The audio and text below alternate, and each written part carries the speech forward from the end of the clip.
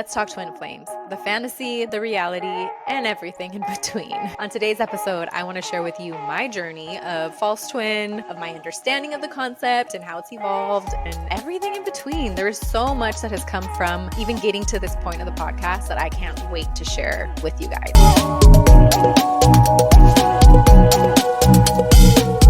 Welcome back to Awaken with Lexy, a podcast where it's all around spirituality, healing, and personal growth. I'm Lexy, your host, and I'm so excited that you're here joining me today on this wild episode. Let's jump into it. So I first want to begin with what the common understanding of twin flame means. So twin flame concept is basically when a soul gets too big on the other side, that it will split into two and send down a feminine and a masculine, and they're meant to heal so they can be back together. There are concepts that are considered to be present in a twin flame connection that aren't in other connections. So let's run down those real quick. So one being that the souls mirror each other. And what that means is basically you'll see in them something you need, and they'll see something in you that you need. There normally is what they consider a runner-chaser phase that will normally be a separation. So what that means is during the runner-chaser phase, one person will run and the other person will chase after them. But because they'll never face each other or connect with each other, there's that separation. There also is an intense connection, super magnetic, energetic, all of that. And last but not least, that this connection is here to help serve as a catalyst to awakening and healing. Information that's out there is very constricting. It's very boxy. It puts this connection in a box that is extremely difficult to break away from. A lot of the information out there is very toxic. There's a toxicity that is in that community that is very heartbreaking now that I'm out of it to go back and see. So that's pretty much the concept and the understanding of twin flame. I want to get real with you guys for a minute. Getting to this point to record this podcast has been extremely difficult for me. The amount of times that I've had to rewrite what I was going to write or going to talk about, and even getting to this point of recording, I think I've done this now. This is the third time a charm of me recording it. And the reason why that's been is there's been so much understanding within me that has evolved and changed, and it has allowed me to embody a version of me that I had yet to embody. We'll talk about the embodiment at the end. Let's jump into my story and how I met my false twin. So back in 2018, I was in a relationship with the father of my children. It was extremely toxic, domestic violent, not a healthy relationship at all. And one day he goes and he hangs out with a friend, and he's like, yeah, he brought someone along and he's pretty chill. You should meet him. And when he said that, I was like, that's weird. Just the way he said it made me feel weird. And I'm like, okay, that's weird, whatever. So some time went by and this guy comes to the house. And immediately when our eyes locked, there was an intense connection, very intense feeling, which at this time, my understanding of these intense connections are okay, that's possibly a soulmate or something along those lines, right? But again, I was very unsure of what this connection was at this point. Now, the intensity was so big that even at the time, my partner knew that there was some kind of connection there. He would even joke around oh, hey, your man's coming over when he would come to our house. That's how intense this connection was on first sight. So after he comes into my life, a little bit after, I was already kind of dabbling in spirituality, but I had my past life regression, which fully threw me into this awakening. So all of my gifts turn online. I am starting to hear things, know things, understand things that I have no idea where this is coming from. I don't understand it, but everything is hitting the nail on the head. And at this time I was behind the chair, so I would know things about my clients' past loved ones, or anytime anybody came in that knew somebody that had taken their own life, I would immediately be able to connect to them and give a message. And again, I don't know what the hell I'm saying. I don't know why I'm saying it, but everything again is hitting the nail on the head. So I'm like, dang, this is crazy. And at this time, I really didn't have anybody in my life that was at all aware or understanding of spirituality at all, besides him. He was the only one that I knew at that time that was more awakened than I was, if you will, right? So he had all this understanding. He had a lot of knowledge that, I was barely like peeling the layers back of some of these spiritual concepts. And so I would run it by him and he would just give me all this information. We immediately bonded on that. Anytime we'd have conversations, it always went to spirituality. Now, as you learn spiritual concepts, you intertwine understanding yourself. While he's there and I'm learning with him and through him, I'm also learning about myself, which is a very different thing than I've ever experienced. So now in retrospect, how I see it is like, again, he was mirroring to me the parts of me that I was just understanding, the parts that were lovable. Because on the spiritual journey, right, like one of the first things you realize is like, hey, your journey is what makes you you. Your journey is what makes you special, and it's what makes you lovable. When up to that point, my journey was dark. I didn't think any of my journey was lovable. I'm learning to love myself. Here he is reflecting that back to me, which just intensified the connection. Maybe like 3 or 4 months after this point, I have this crazy experience. So I go to sleep and I immediately astral project into this guy's room. I see him sleeping and I see this entity in the corner of the room, and immediately I feel fear. I feel like I can't sleep. I'm like, oh, this is so weird. And my knowing tells me like, okay, there needs to be a crystal in this corner and we need to put something in this corner so this entity has no space. Wake up the next day and I have my partner call him like, hey, you need to call him. Like, I don't understand it, but call him. So he gets on the phone, he gets on speaker.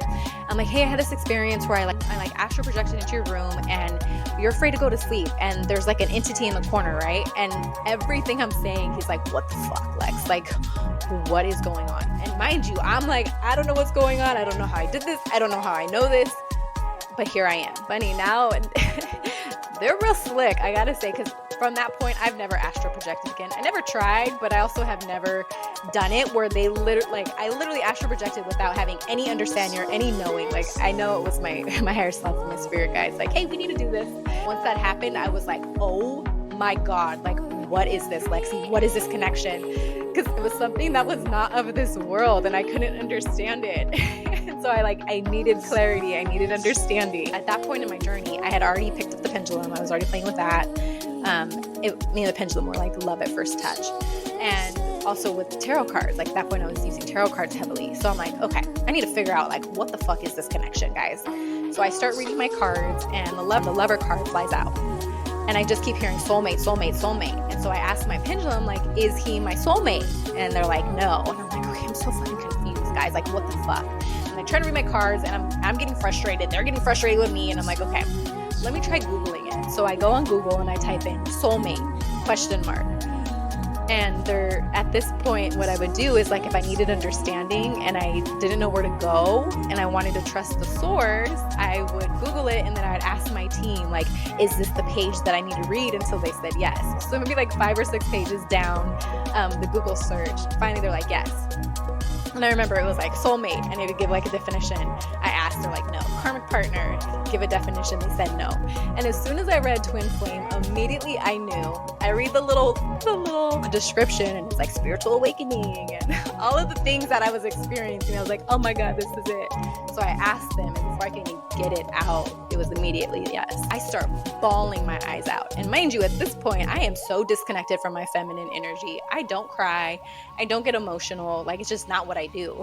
I only would cry if I was angry and I couldn't put hands on somebody. Like, that's literally the only time that I would cry. I was hysterically crying. Like I couldn't breathe. I couldn't speak. I go out into the living room and I try and tell my partner at the time, like, hey, I think he's my twin.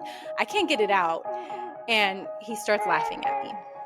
And at this time, he's playing the game with this guy, saying, I don't know, my girl's tripping. She's over here crying, saying something about a twin. I'm embarrassed, obviously. And I'm like, damn, okay, so this is really over. Like, he can't even receive me in this like crazy, like hysterical crying that I'm at. So I'm like, okay, well, let's proceed. Go about my life, and I'm continuing to grow spiritually. And, and then I hear about Shasta. I go to Shasta for my 30th birthday. When I get back from Shasta, I tell the father of my children, like, we're done. There's nothing here anymore. Like, I'm done. He didn't want to believe me. The next day, I'm like, okay, like, you need to figure your shit out and like get out of my house, and hey, I need to talk to your friend. So that day I go to work, I drop my kids off at my mom's house, I go to the gym, and he texts me like, hey, he's coming over today. Get home from the gym, I don't go get the kids, I just go home, and I get there, I'm like, hey, you need to go get the kids. So I had him go get the kids so I can tell him like, hey, I think you're my twin. And I had gotten a book in Shasta around twin flames, so I gave him the book and I was like, here, just read this and, let me know what you think. My kids come back home with their dad, and I'm like, hey, like, this is really done. Like, you need to like get out of my house, because at this point I'm paying all the bills, I'm holding it down. I'm like, you need to like. He finally gets it. The next day I go to work, I'm like feeling light and refreshed, like, oh my God, thank God, like I feel so good, I feel so light. And then I get a text message from that guy saying, read the book, I always knew we had a very different, intense connection. I never understood it. Now I understand. Now I get what this connection is. So he's like, I'm going to clear my side, which meant like him breaking up with his girlfriend who they just had a baby like a couple months before, so we can be together. And I'm like, oh shit, right? So in this moment, right, where he tells me like, hey, I want to be with you, basically, it was the first time in my life that the void that I had since I was a small little baby was filled. Where I'm like, oh my God, like, I'm loved right now. This is what love feels like. This is what love looks like. And I mean, now in retrospect, it's kind of like the fairy book ending, right? Like, I'm such a hopeless romantic. I really am. But that feeling was filled from somebody else. It's not supposed to be filled by somebody else, which you guys know if you listened to my last podcast. It's supposed to be filled by you. It's like heaven for like 3 or 4 days. Like, I'm saying heaven. Like, nothing mattered. My whole life around me was fucking burning, but it was like heaven until he leaves. 4 days after, this whole thing began, he leaves. He ghosts me. Completely MIA. Gone. And the abandonment wounds were front and center. Then reality kicks in. I'm like, oh, fuck, Lex. Like, you have 3 kids whose parents just broke up. You have all of this bullshit that you're dealing with. It literally felt like hell on earth. And I connect back with the term and the concept of twin flame. And I'm like, oh, this is runner chaser phase. This is where separation begins. But if separation and the runner chaser phase has began, then that means I have to heal. So this is when I start to heal all of my inner child wounds, and I start to understand these concepts and start to really solidify my knowing and heal the aspects within me that I had to heal around my inner child. I continue to heal myself and my inner child and learn around my purpose, like what's holding me back there. And I am so in my feminine energy at this point. Like I like had no masculine energy at this point. I was so in my feminine energy. I was like a little, I like to say like a little kite flying around, hanging with aliens and, being little fairies with my kids. And it was so light. I didn't care about anything. Like, I was just so supported and so protected, right? Like, the guides got me. Like, the guides got me. And let me tell you, they came through, right? So it was like, it was easy to trust in them. It was easy to believe in them. My life was so simple. And my internal world had changed so much. Like, I stopped being reactive. I started being responsive. And, it was just, there was a lightness about my life. I was super optimistic, and very rarely I had bad days, unless it was like me healing a bunch of like dark shit. But other than that, like, my life was simple. It was very easy. It was very on a whim. Then my 32nd birthday, so 2 years after I go to Shasta, flip my whole life upside down, and now I'm healing for 2 years, super my feminine energy. 32 happens, and a week after, I was supposed to go with my homegirls, Maria, to a concert. So, at this point, I was, again, super feminine, so super connected to my pendulum. Literally, the guides would tell me what to wear, tell me what to eat, tell me where to go, like, literally everything. Tell me where to park, all of it, right? So, I get ready, they're helping me get dressed, and we think we're going to downtown San Diego. So, I'm looking the part, looking all cute. I get to her house, and her homeboy's, like, not picking up. And I'm like, oh, shit. I'm like, oh, here we go. I'm like, all right, well, y'all got me dressed. Like, what are we doing?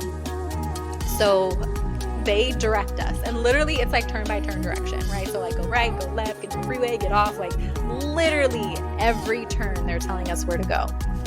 And we get to this bar in downtown Oceanside, a total dive bar. Like, when you look up dive bar, you're gonna find a bar that looks just like this. And Oceanside's right next to a base. And so there's a lot of Marines that go to Oceanside to like drink and stuff. And that night it was packed with Marines. And again, I'm not looking the part for Oceanside, I'm looking the part for San Diego. So I'm getting hit on and I'm getting frustrated, I'm getting annoyed. And the guys are like, you're not going anywhere, so you might as well take a seat. Get a drink, I take a seat. And out of nowhere, this guy comes up to me. Why are you ignoring me? And mind you, I'm annoyed. I'm like, you have the wrong person. Like, I don't know who you think I am, but I'm not that person. Like, let's keep it pushing. He's like, no, you're my neighbor. I'm like, your neighbor? And he's like, yeah. And he like tells me the name of our complex. I was like, oh, you're the neighbor. And like 3 months before that day, he had moved into the apartment.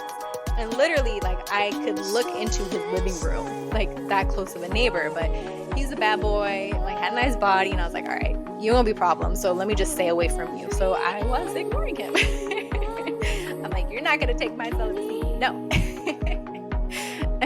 So I asked the guys, I'm like, okay, is this the reason why? Like, is he the reason why I'm here? Yes. And I'm like, okay. So I put my shield and my weapon down, if you will, right? So I allow myself to open to this guy. And, you know, I'm drilling this man about his whole story. Like, how much healing have you done? Where's your trauma? I'm being crazy. But he answers everything. And I'm like, oh, dang, you're real. Like, you're an open book. And I'm an open book. So if you're not an open book, this isn't going to work. So immediately I'm like, oh, damn, there actually might be something here.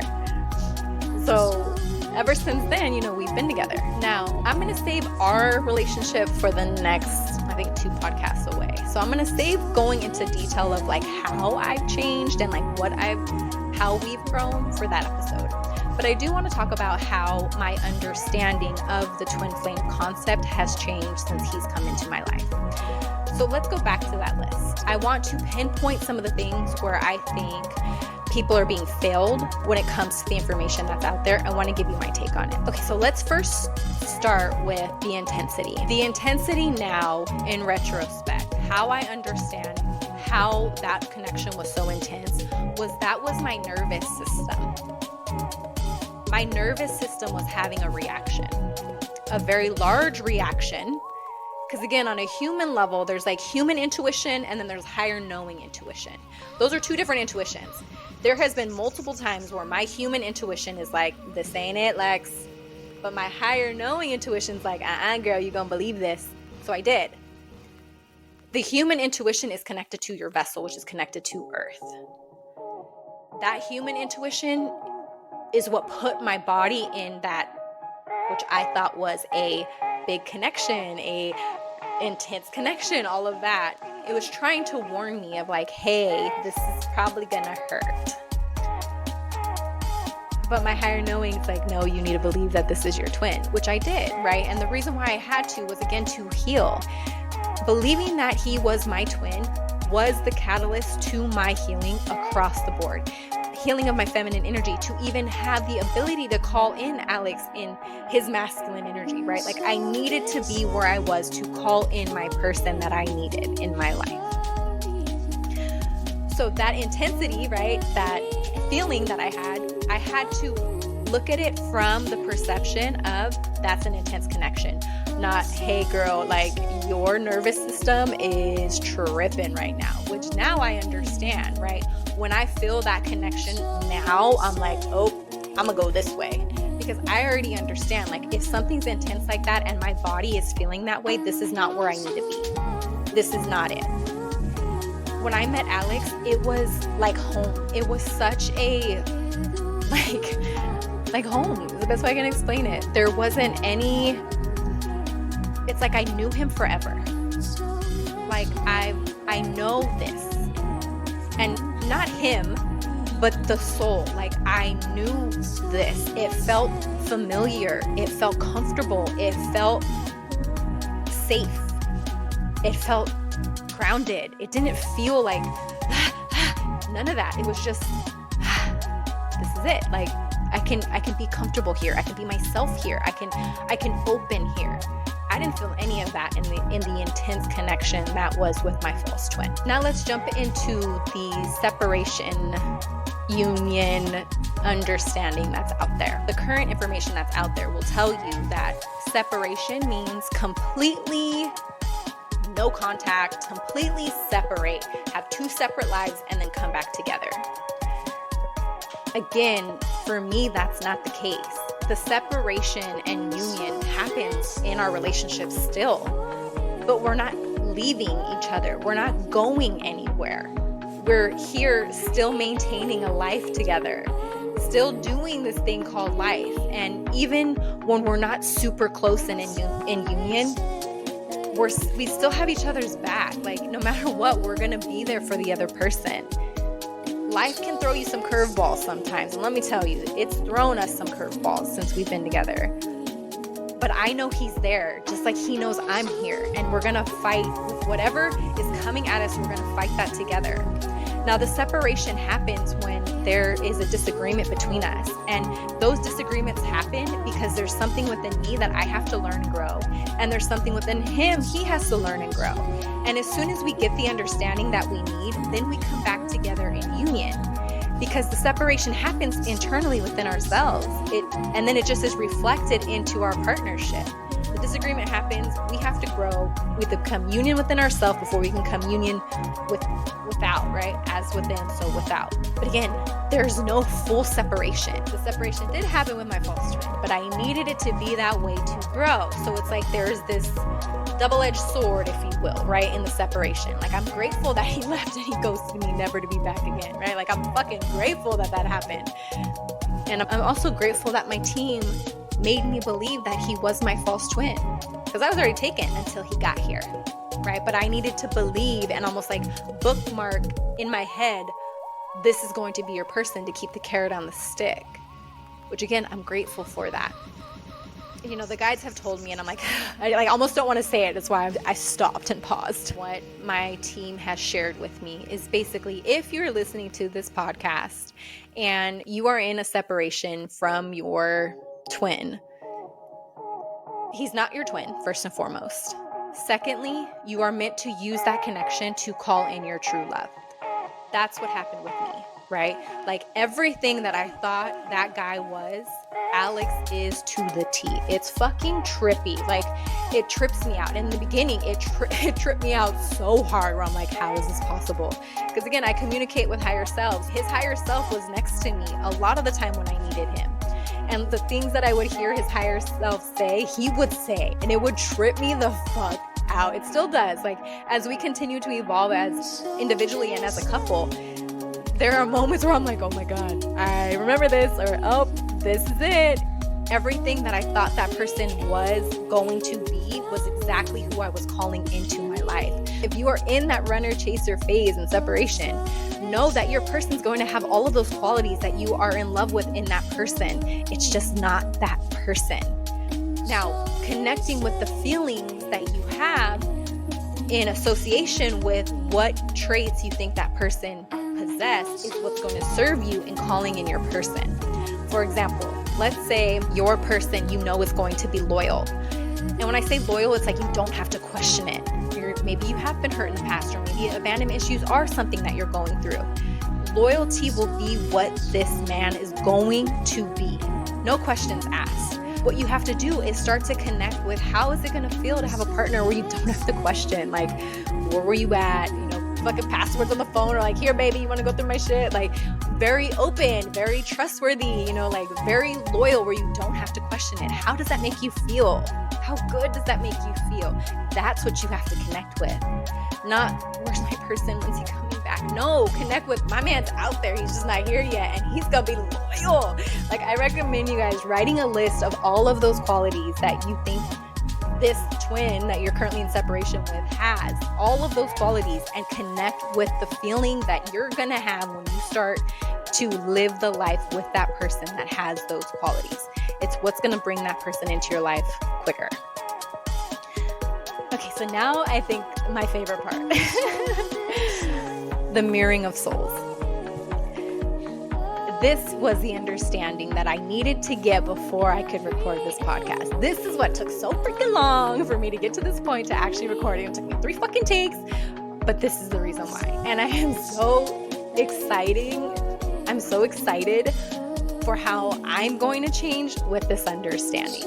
Little side note. So these 8-week storytelling series that I'm doing, my intention was to embody the last pieces of myself that I have yet to embody in order to fully take hold of the next chapter in my life. It has not disappointed, let me tell you. I have learned and embodied so many aspects of myself that I have forgotten about with going through this series. This one here, this embodiment that I've done because of this episode, it means the most to me.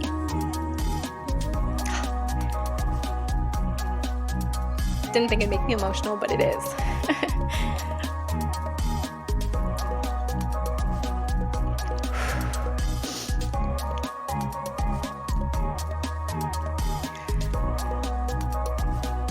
It's making me emotional because she's so strong and so powerful and so brave.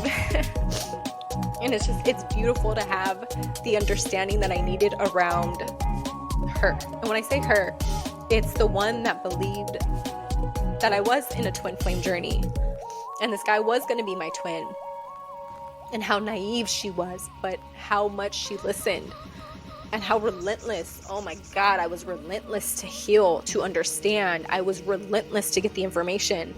Like, I'm relentless now, but when I was then, oh my God, it was like tenfold of what I am now. And so again, like all of these aspects that I kind of put in a box are being embodied right now. So let me kind of break this down for you. So prior to Alex coming into my life, I was very feminine.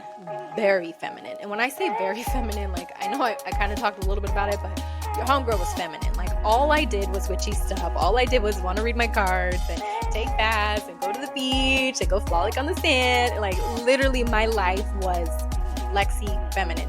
That's it.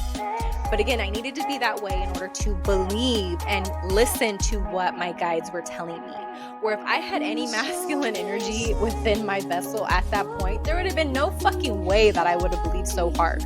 Because the masculine Lexy, she don't play. Like, she's connected to my high school version of me, which, again, that was the one that was running the streets, kicking in the hood. Like, she don't play, right? It's like, she's too smart to have bought into this story. She would not have, no. There would have been no way, had I had any masculine energy here, would I believe that story. There would have been no way. I needed it to be that way, though, in order for me to heal. Completely feminine. Then Alex comes into my life. And here I watch this man who has an insane structure to his life. Like, I knew where he was every day because it was the same thing every single day. Like every single day.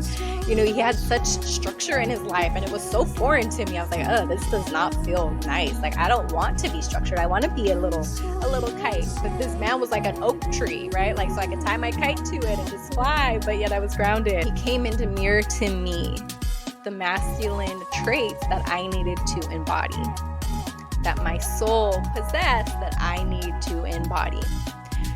So through him living his life next to me and me watching him and understanding him, I have really integrated in my masculine energy. Now, when he came into my life, it almost felt like he woke me up from a really bad dream.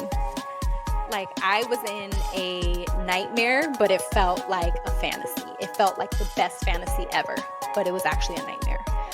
So when he woke me up, I didn't want to look at who I was and how naive I was to believe the journey, to believe this false twin understanding. So I almost put my feminine energy kind of in like a box, right? And this box was like, I allowed some pieces out, but a majority of that version of me, I put in a box that was under shame, right? I felt shame with how naive I was. I'm like, how did you believe this? Like, how? Like, come on, girl. Like, what are we doing? Under that shame was all my femininity, all of my woo-woo stuff, all of my witchy stuff. But it needed, again, to be that way. Because I had to learn how to be more in my healthy masculine energy. Or I could not be recording this podcast right now and staying consistent. I could not hold down my house, right? I have 4 kids and a partner and a business. Like, I had to perfect a system for me to be able to manage and balance my home, my life, my business, and myself. And I couldn't do that in my feminine energy and really hit it in all cylinders the way I am right now. It's taken me time since Alex has come into my life to perfect these systems, where I have a system in place, where I have a structure flow that was needed in order for me to continue on my path of purpose. Had he not come in and mirrored to me the aspects that I needed, I would not be here right now recording this podcast, because I needed those aspects. But what that required of me was to put my feminine energy in a box. So back to this here today. Now I understand it's time to let her out. It's time to embody back those feminine qualities to remain balanced. You have to have the pendulum swing. And what I mean by that is, before I went super feminine, I was in an unhealthy masculine, right? I didn't cry. I wasn't connected to my womb. I had no real substance of any kind. I could build, but it wouldn't maintain. I was just in an unhealthy masculine energy. I had to go super feminine to make the pendulum swing. And then I had to go pretty masculine to get the pendulum to swing. And now I've been actively balancing it out for the last, I would say, year of really working on balancing out these energies. And it's almost like this embodiment was the last piece that I needed of that feminine energy, where homegirl's coming back with vengeance, let me tell you, because again, she's fun. Like I miss those pieces of me, right? Like dancing in the moon naked and making candles and yoni steams and, having that sisterhood and that tribe. And, she's the one connected all of that. She is connected. So I'm so excited to see where this embodiment and how it affects me and everyone that I serve. I'm so excited for this one. This one will be great. And I'm super excited to see this whole thing kind of unfold. And I want to leave you with this. Twin flames. The concept itself is very constricting. It's meant to be that way. At least it was for me. I believed something that was so constrictive so that I could do that to myself, to then be able to do it to myself again, to then be able to get to this point where I don't want titles anymore. Will I say that Alex and I are twins? No. Will I say we're not? No. Because again, I don't want to put that super constricting title on us. I just want to continue to love him hard while he loves me hard until the motherfucking wheels fall off, right? Like, that's all I want. Other than that, I don't need the title. I don't need any of that. I like the concept of like a conscious partnership or a sacred union. Those are things that I'm like, okay, I could vibe with those. But again, these titles are just like, they feel like a tight jacket that I don't want to put on. I'm not going to put a title on this. You do as you wish. That's up to you. But yeah, that's it for this episode. I hope you guys enjoy it. As always, don't forget to subscribe to the podcast on your favorite platform. If you're not already subscribed to my YouTube channel, please follow me on there. And yeah, let's keep going on this journey. It's been so great, and the love that I've received since beginning this journey has been so fun and so rewarding, and I love it. So just thank you again for everybody who's been on this ride with me. Yeah, let's keep it going. Until next time. Bye, guys.